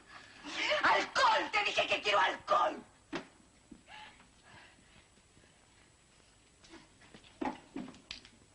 Así que no tenés alcohol. ¿Sabes qué? ¿Cómo tenías alcohol, eh? Tenías mentirosa. Pero no va a tomar eso. Se ha vuelto loca, le va a hacer mal. Voy a tomar, voy a tomar. Con agua voy a tomar. Pero no tenías mentirosa, tenía. Marta, deje eso. Le digo que lo deje, que no tome la botella. Tome la botella.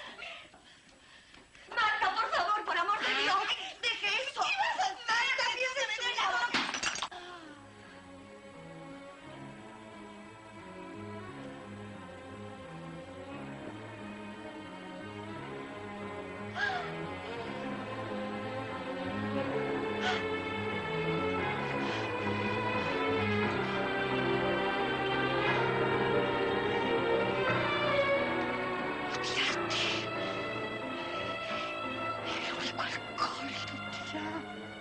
Lo tiraste, lo tiraste.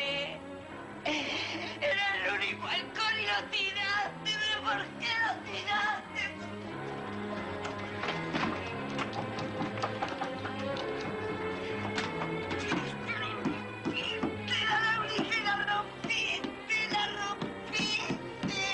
Hola. Hola, Julio. Por favor, llame a la policía. Bueno, vamos a hablar ahora sobre el tabaco o el humo del cigarrillo.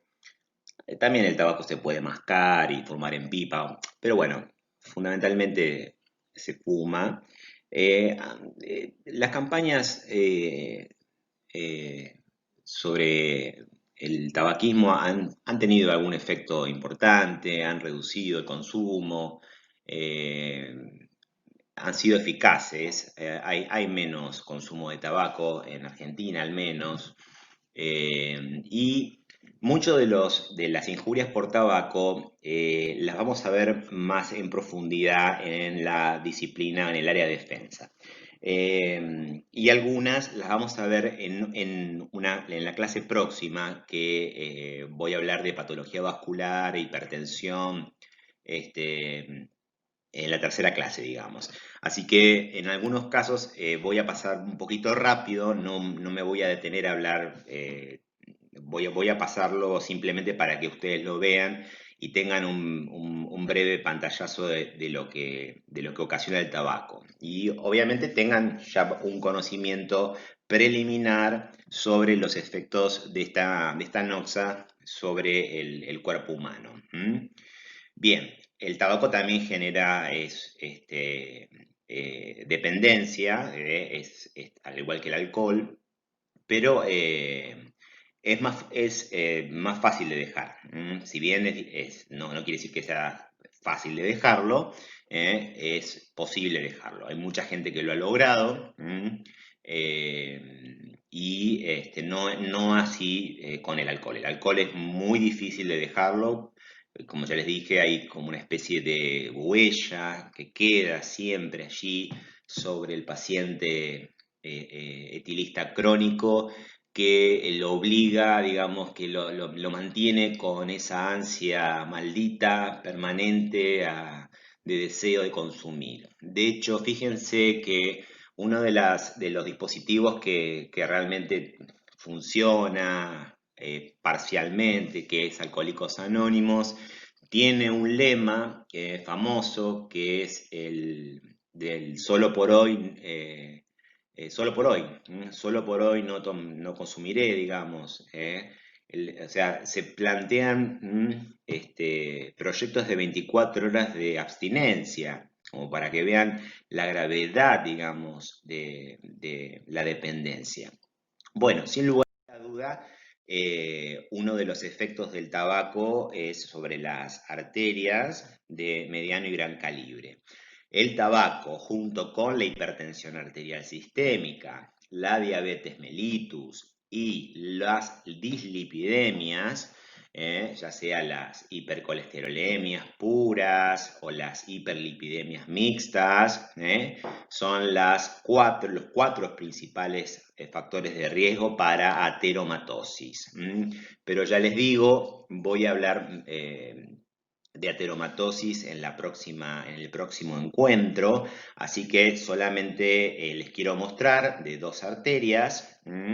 Fíjense, lo más relevante, ambas arterias, en este caso la reducción significativa de la luz a expensas de una placa de ateroma, se llama. Vamos a ver después por qué se llama esa palabra, de dónde viene la palabra ateroma. Tiene que ver con una comida, un alimento griego. Y ya una placa de ateroma complicada con la aparición de trombosis. El problema, obviamente, de la ateromatosis es la disminución de la luz con complicaciones trombóticas suprayacentes que terminan por cerrar las luces de estas arterias, generando procesos isquémicos agudos y zonas de infarto. O sea que el tabaco como noxa es una de las causas o de los factores de riesgo más importantes para generar infartos, arteriopatías periféricas, etc. Pero ya les digo, prefiero dejar este tema, no entrar a hablar de ateromatosis aquí, porque si no la clase se volvería interminable. Aquí les muestro tres aortas con 3 grados de ateromatosis, una leve, una moderada y una severa. Lo más importante, quiero que noten, es como la íntima, que es la capa, la capa íntima de las arterias, se va deteriorando. Van apareciendo estas placas que se van sobrelevando, que tienen a veces un color amarillento o amarillento grisáceo, porque la ateromatosis de hecho, el doctor Molina va a dar una clase sobre aterogénesis, así que ahí también van a poder comprender bien este proceso. O sea que no me voy a... Simplemente quiero que se quede claro que el tabaco como noxa es uno de los factores de riesgo más importantes, junto con la hipertensión, la diabetes mellitus y las dislipidemias, para el proceso aterogénico. Bueno, las enfermedades pulmonares obstructivas crónicas, que vemos mucho, sobre todo en los pacientes que hacemos los médicos que hacemos clínica médica, en neumonología. Aquí tenemos el paciente, lo que se llama el paciente con tórax en tonel, de los pacientes con un patrón obstructivo. pacientes con pulmones hiperinsuflados, costillas horizontalizadas, etcétera, y un patrón sifótico restrictivo. Bueno, no voy a profundizar sobre esto. Las enfermedades pulmonares obstructivas crónicas se asocian íntimamente con el hábito tabáquico. El humo del cigarrillo es una noxa que genera obviamente un proceso inflamatorio crónico, porque el hábito es crónico, y podemos plantear que lo que va generando, digamos, en los espacios intersticiales alveolares es la presencia de un infiltrado inflamatorio mayor que los pacientes que no fuman, sobre todo de polimorfonucleares neutrófilos, y la presencia de una mayor acción de enzimas como las elastasas. Recuerden que una de las proteínas, digamos, de estroma más importantes en el pulmón es la elastina.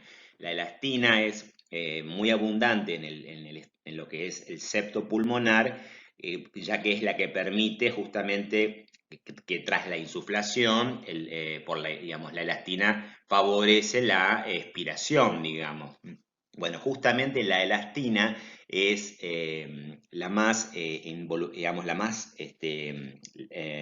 la que aquí en el hábito tabáquico resulta dañada, ya sea por mayor actividad de mayores niveles de elastasa provocada sintetizada por leucocitos, ya sea por la menor producción de elastina que genera el propio humo del cigarrillo, ya sea por el bloqueo de enzimas antielastasas, como por ejemplo la alfa-1 antitripsina hepática.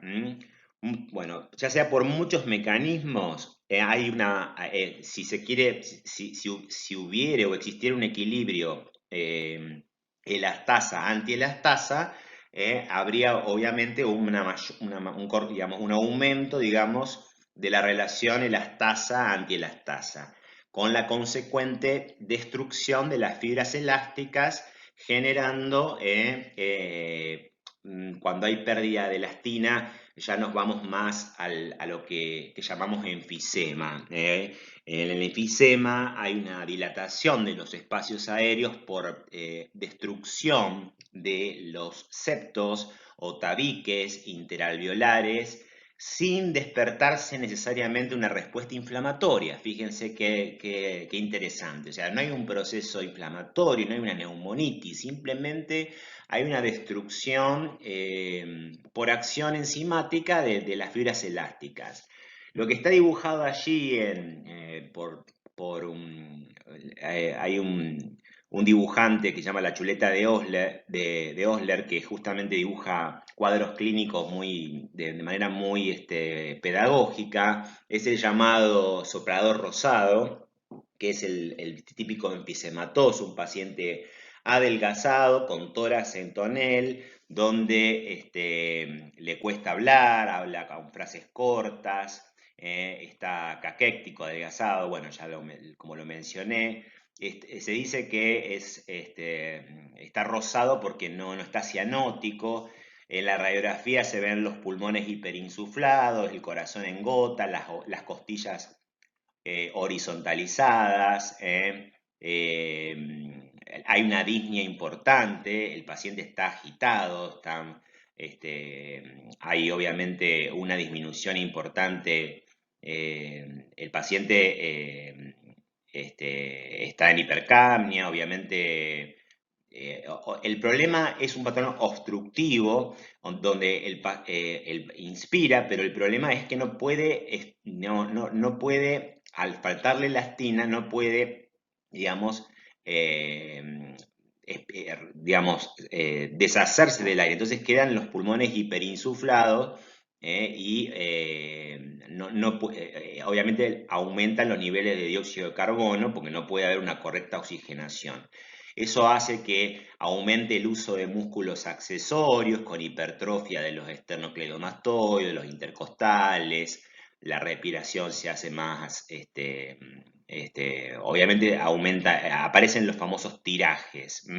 Y luego tenemos el azul abotagado de Blue Blotter, que es la otra entidad que es la bronquitis crónica. La bronquitis crónica es una entidad clínica más que anatomopatológica, no es simplemente, no se define como simplemente la inflamación crónica de los bronquios.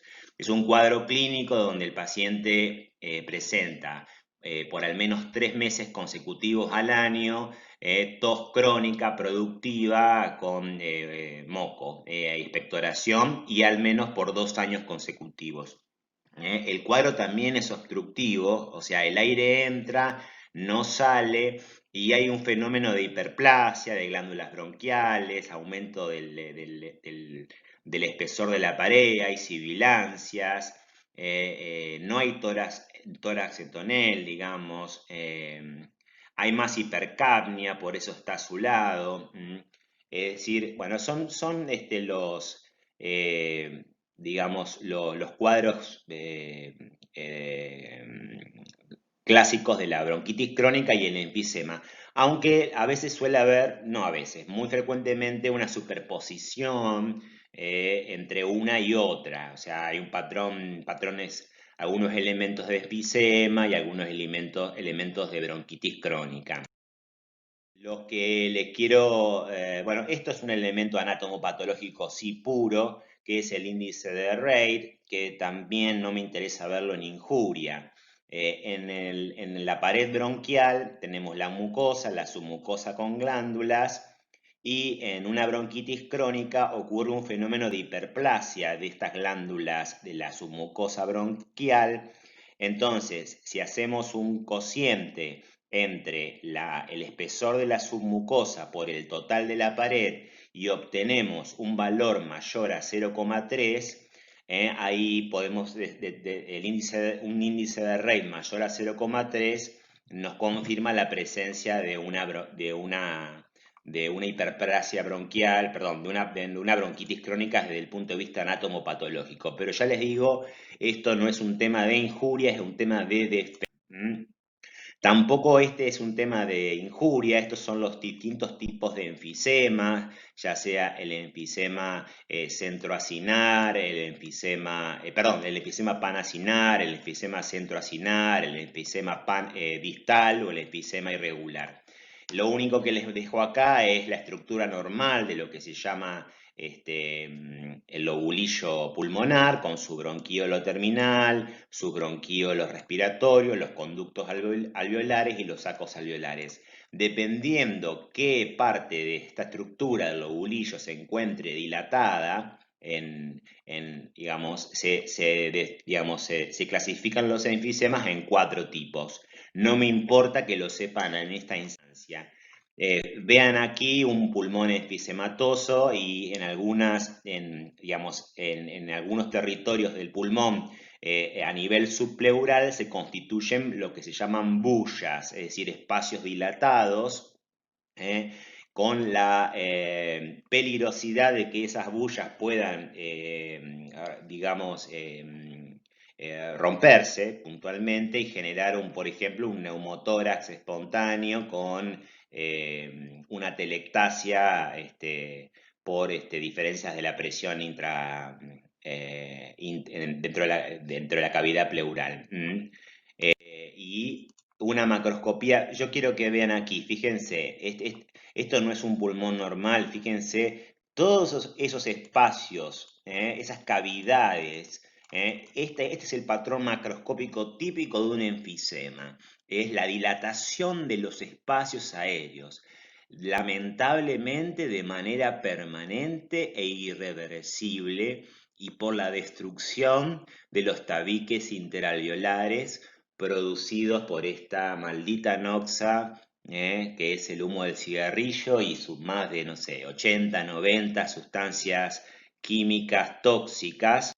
Y esta sería una imagen microscópica de cómo se van cortando, fíjense, como si se hubieran pasado una tijera entre los tabiquitos, entre los pequeños tabiques interalveolares, dice, y bueno, al ir cortando los espacios, los tabiques intraalveolares, los espacios aéreos confluyen constituyendo espacios aéreos más grandes, es decir, dilatados, es decir, aumentados de tamaño.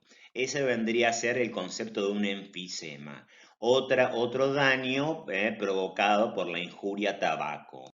Bueno, claro está, no puedo hablar del humo del cigarrillo o de tabaco como noxa sin hablar de su relación con una enorme cantidad de neoplasias.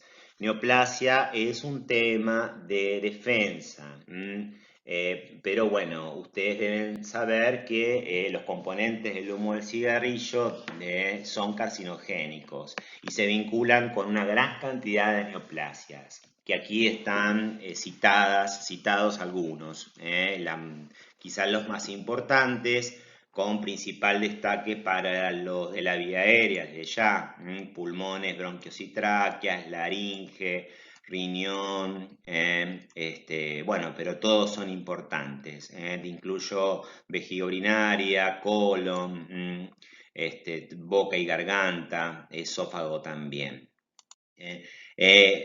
Aprovecho quizá sí para retomar un tema que se vio en el cruzado de injuria, que es la metaplasia que ocurre con el hábito tabáquico, que recuerden que es una metaplasia escamosa, es decir, ante la repetición de una noxa, en este caso el humo del cigarrillo y la reiteración de procesos inflamatorios en la vía aérea, va ocurriendo un reemplazo del epitelio respiratorio, que normalmente es cilíndrico, ciliado, con células caliciformes, cilíndrico, ciliado, con células caliciformes, por un epitelio ya pavimentoso, escamoso, que ya no tiene cilia, que ya no tiene células caliciformes, pero que se transforma. Recuerden que la metaplasia es un cambio adaptativo que tiene como objeto la transformación de un tejido maduro por otro maduro de la misma estirpe histogenética, en este caso epitelio por epitelio, justamente para hacerse más resistente frente a la agresión crónica de una noxa. Recuerden que una metaplasia no se da de un día para el otro, requiere su tiempo. Previamente al cambio metaplásico han ocurrido fenómenos inflamatorios, o sea que el epitelio ha resistido, ha sido injuriado y repetidamente hasta llegar a la metaplasia. Lo importante aquí de la metaplasia es que a partir de la zona metaplásica se constituye un área susceptible de cambios displásicos, o preneoplásicos, y a partir de los cuales puede generarse un cáncer de pulmón. Justamente mi idea no es hablar de neoplasia, ni menos del cáncer de pulmón, pero bueno, fíjense cómo es una neoplasia pulmonar. Esta es una neoplasia, es uno de los tipos de neoplasias, porque hay varios tipos de neoplasias. Este es un carcinoma epidermoide, muy cercano a la tráquea y a los bronquios fuentes. Fíjense, los bordes irregulares, espiculados, un área necrótica, un área de necrosis de hemorragia.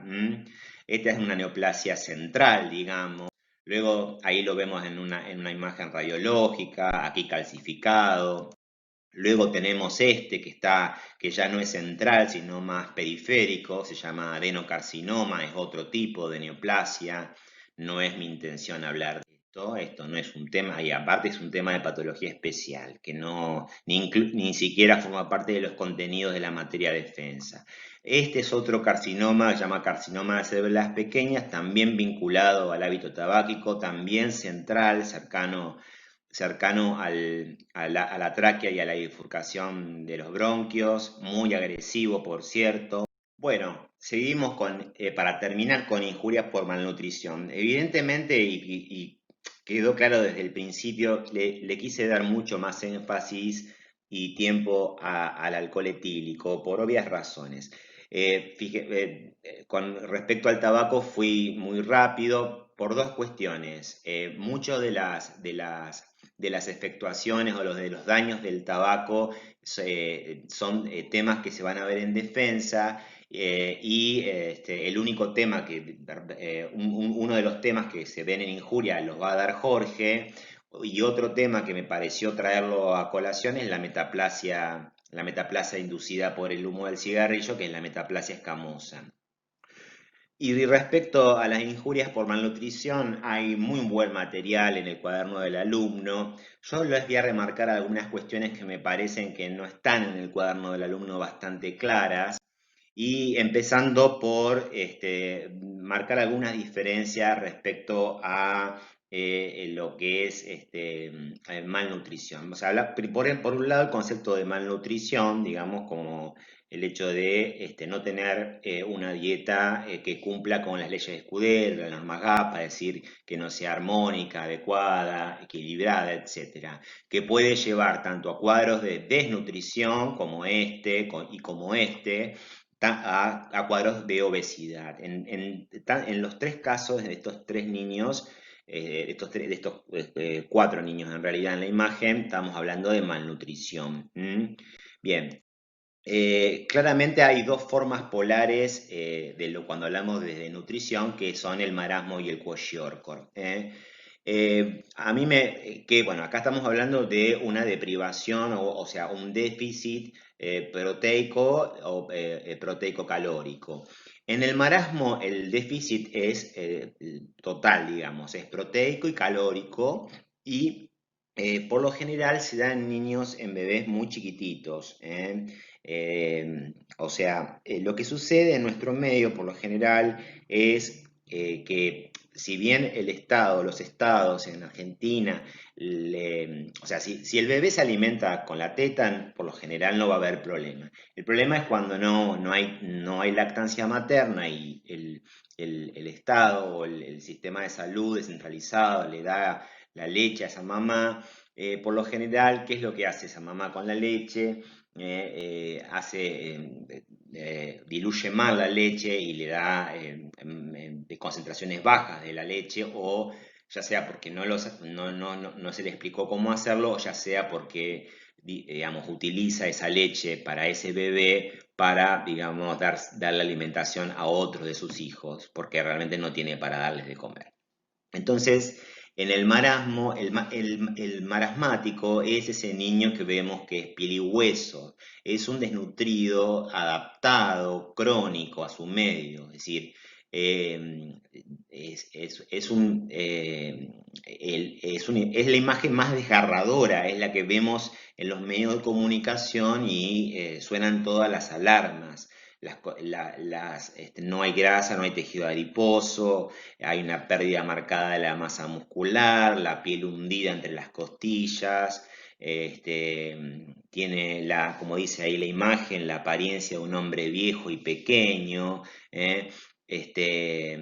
y obviamente, aunque en realidad ese niño se encuentra adaptado a un medio que no le dio suficiente alimento, no a suficiente cantidad de calorías, pero globalmente de proteínas, glúcidos y lípidos, fundamentalmente porque no hay comida, en un medio donde no hay comida, que sucede en muchos hogares argentinos y de Latinoamérica.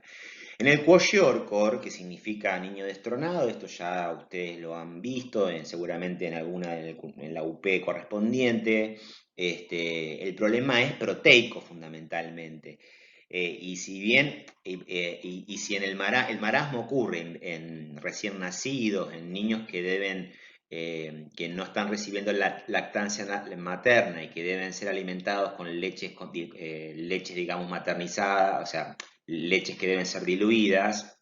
En el kwashiorkor hay lactancia materna, pero el niño es destetado cuando la madre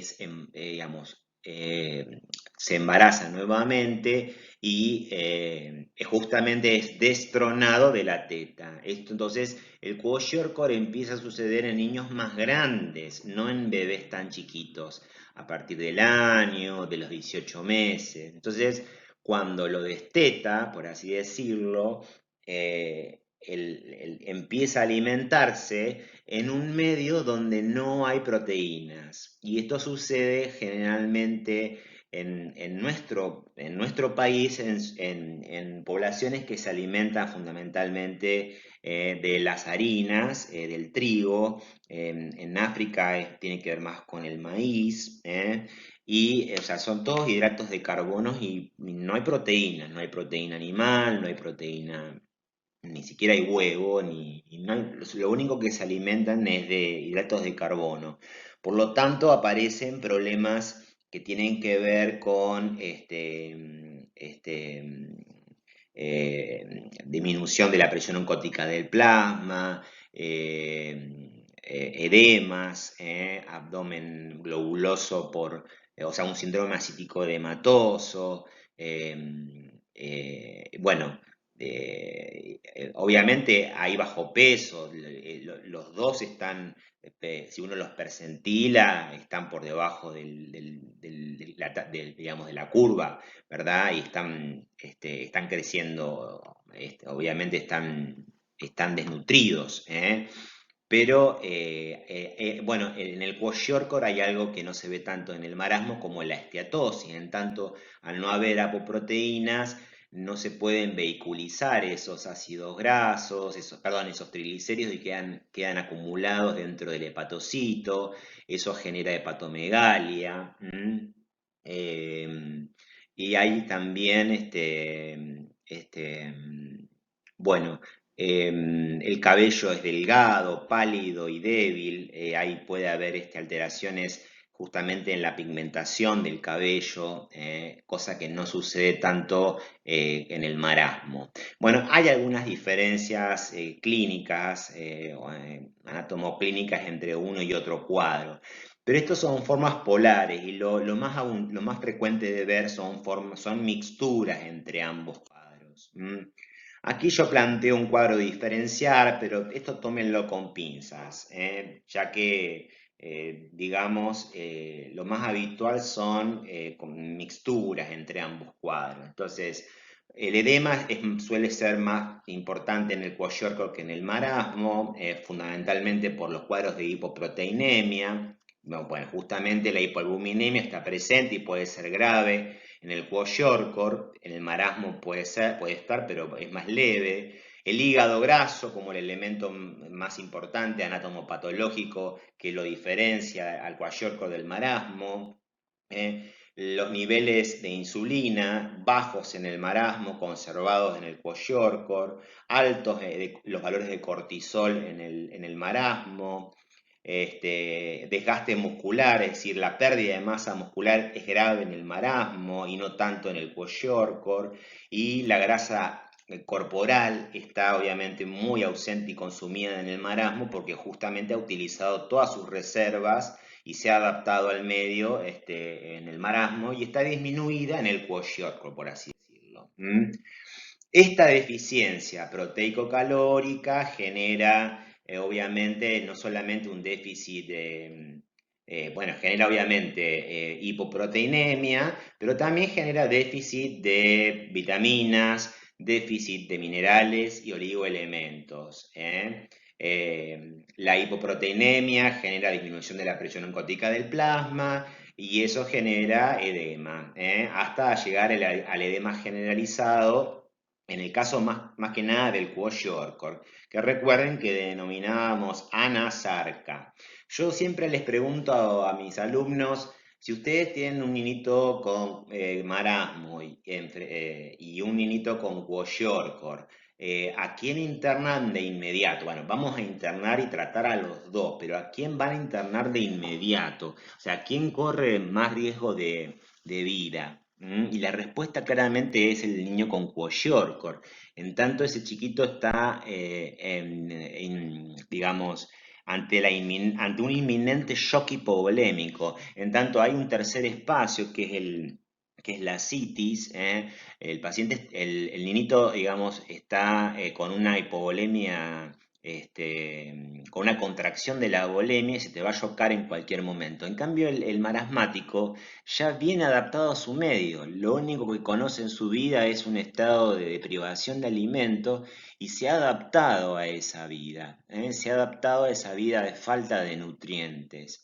Lo vamos a internar, obviamente, y lo vamos a tratar. Bueno, la hipoproteinemia genera disminución del gasto cardíaco, hipoperfusión renal, activación del eje, retención de agua y sodio, bueno, y agravamiento del edema. También el hecho de que de que el niño tenga menos proteínas también afecta el estado de las defensas de ese niño, ¿verdad? Las inmunoglobulinas son proteínas, hay depresión de órganos linfoides, hay depresión de médula ósea. Bueno, y después tenemos todo el tema de las vitaminas. Está en inglés este cuadro, pero recuerden que las vitaminas se diferencian en hidrosolubles y en liposolubles. Bueno, y de las hidrosolubles se dividen en las del complejo B y las que no son del complejo B, que básicamente tienen que ver, es la vitamina C. Y dentro de las del complejo B tenemos aquellas que tienen que ver con la liberación de energía, las hematopoyéticas y las otras.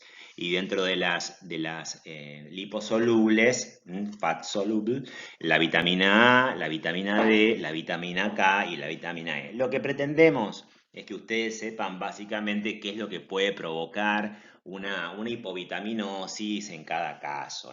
Por ejemplo, cuando hablemos del retinol, de la hipovitaminosis A, sepan que la vitamina A tiene que ver, está involucrada en la especialización de los epitelios, entonces hay tendencia a la hiperkeratosis, a generar metaplasias epiteliales. Y obviamente le puede provocar ceguera al niño porque produce alteraciones oculares el retinol, ¿no? La ausencia de retinol. En el caso de la vitamina E, de la vitamina K, bueno, la vitamina K genera obviamente fenómenos hemorragíparos, ya que es necesario para la activación de los factores que K dependientes, el 2, el 7, el 9 y el 10. ¿De acuerdo? Después, obviamente, tenemos todo el grupo del complejo B, bueno, la falta de tiamina produce grandes problemas en el sistema nervioso central, también en el periférico, pues, producto de las alteraciones degenerativas de las neuronas, y de la mielina, por eso, que tiene que ver mucho con el alcoholismo también, que ya lo vimos, por eso van a ver que se da tiamina en los pacientes que tienen intoxicación aguda, para prevenir lesiones, sobre todo la encefalopatía de Wernicke. Bueno, la disminución, bueno, me gustaría mencionar la falta de la vitamina B12 y el ácido fólico, que ustedes ya saben que produce una anemia, que es una anemia megaloblástica, ¿verdad? Eh, eh, Ambas producen una anemia megaloblástica, es decir, con glóbulos rojos de gran tamaño. Son anemias nutricionales. La falta de vitamina, perdón, de vitamina C, ¿a dónde estaba? Acá. De vitamina C, obviamente, tiene que ver con fenómenos de oxidación, de reducción. Bueno, hay una enfermedad que ustedes saben que está asociada al déficit de vitamina C, que es el escorbuto, donde se producen alteraciones óseas, porque obviamente no se forma la sustancia fundamental del tejido óseo.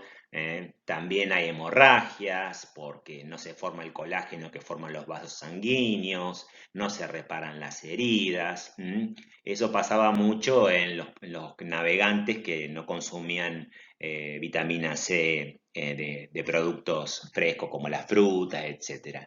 La vitamina D, muy importante, la vitamina D, recuerden, es fundamental para la absorción de calcio a nivel intestinal, se activa gracias a la estimulación solar, los rayos ultravioletas, y bueno, todo eso se ingiere a través de los alimentos, como el huevo, toda la línea láctea. Bien, bueno, sepan más o menos, la idea es que ustedes sepan brevemente en qué puede ocasionar el déficit de una u otra de vitamina. Y por último, y para terminar, algunas consideraciones sobre la obesidad, que cada vez vemos más casos de niños con obesidad, y la relación que existe entre niños con obesidad y la aparición temprana de hipertensión arterial, niños con cifras tensionales mayores a las que deben tener según su edad, y problemas de resistencia a la insulina y diabetes. Pero no estamos hablando de una diabetes de tipo 1, estamos hablando de una diabetes por resistencia a la insulina.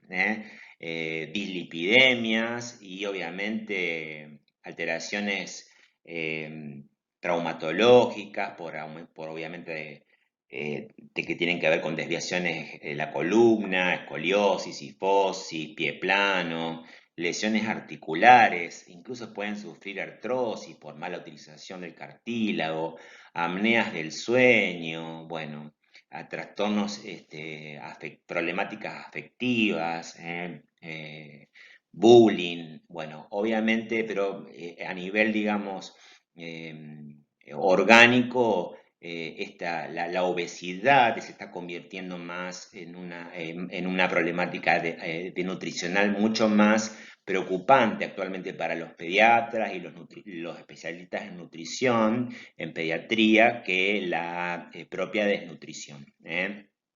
Bueno, con esto termino. Espero que no se haya hecho muy largo, y la idea es intervenir en el chat, así que bueno, lo voy a ir haciendo.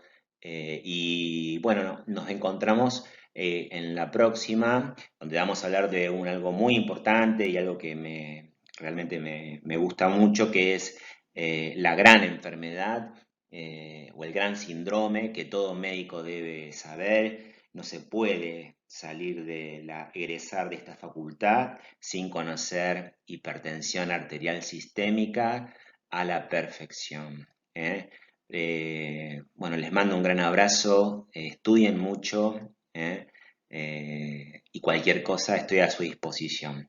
Por los medios, pídanme mails, me buscan por Facebook, por Instagram. Pregunten, no se queden solos, los estamos acompañando, estamos viendo un contexto difícil, una coyuntura de mierda, es así, pero estamos haciendo lo posible para bueno, buscar soluciones intermedias, que no sean que puedan conformar a todos y que bueno, que, que sean que digamos que puedan complementar o sea, que satisfagan todas las pretensiones tanto de los docentes como de los alumnos. Aquellos que están de acuerdo, aquellos que están en desacuerdo, bueno, estamos haciendo todo lo posible para buscar acuerdos. Somos todos adultos, queremos todo lo mejor. Respetamos los derechos de los alumnos, respetamos los derechos de los docentes y les mando, como siempre, un gran cariño.